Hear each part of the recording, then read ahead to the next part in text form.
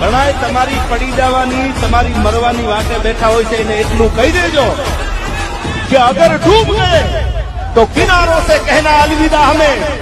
તો ફાઇનલી દેવાયતભાઈ ખબર જેલમાંથી તો છૂટી ગયા, પરંતુ પછી જે થયું એ જોઈ અને ખરેખર તમારા બધાના હોશ ઉડી જવાના છે। તો હા યાર, કેમ છો? ફરી એક વખત સ્વાગત છે તમારા બધાનું આજના આ નવા વિડીયોની અંદર।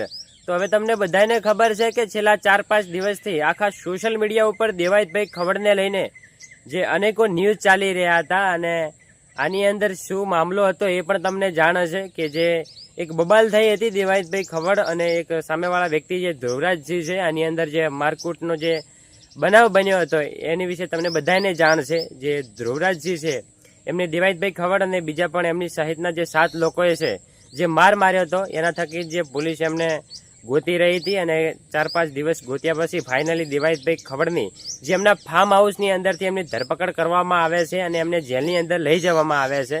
અને જેવા જેલની અંદર લઈ જાય છે એના 1 દિવસ પછી જ જે સેશન કોર્ટની અંદર દેવાયતભાઈ ખબરને લઈ જવામાં આવે છે, અને ફાઇનલી જે દેવાયતભાઈ ખબર અને એમની સહિતના જે 7 લોકો હતા એ બધાયના ફાઇનલી જામીન મંજૂર થઈ ગયા છે, અને દેવાયતભાઈ ખબર જેલમાંથી પણ છૂટી ગયા છે। અને હવે ટૂંક સમયની અંદર પહેલાં એમના જે ડાયરા હતા જે મોરે મોરો અને ચકલા કોઈ દી ન બાજ બને, આવા જે એમના સૂત્રો સાથેના જે ફેમસ થયેલા હતા દેવાયતભાઈ ખબર, એ ફરી એક વખત શરૂઆત થશે। અને ઘણા બધા લોકો અત્યારે ખુશ થઈ રહ્યા છે કે આપણા દેવાયતભાઈ ખબર બ્રાન્ડ દેવાયત ખબર ઇઝ બ્રાન્ડ એવા નારા સાથે દેવાયતભાઈ ખબરનું જે સ્વાગત કરી રહ્યા છે, અને ઘણા બધા લોકો પોસ્ટ કરી રહ્યા છે। પરંતુ અમુક લોકો એવું કહી રહ્યા છે કે દેવાયતભાઈ ખબર જે રીતે જેલમાંથી છૂટ્યા છે એવા જ પાછા જેલની અંદર જતા રહે છે, કારણ કે આ તો અન્યાય થઈ રહ્યો છે એવું લોકો કહી રહ્યા છે। અને સામેવાળા જે વ્યક્તિ હતા ધ્રુવરાજસિંહનું કહેવું છે, પરંતુ મિત્રો તમારું શું કહેવું છે કોમેન્ટ કરીને જરૂરથી જણાવજો। અને ફાઇનલી દેવાયતભાઈ ખબર જેલમાંથી છૂટી ગયા છે અને એમના જામીન પણ મંજૂર થઈ ગયા છે, અને ફરી એક વખત ગુજરાતની અંદર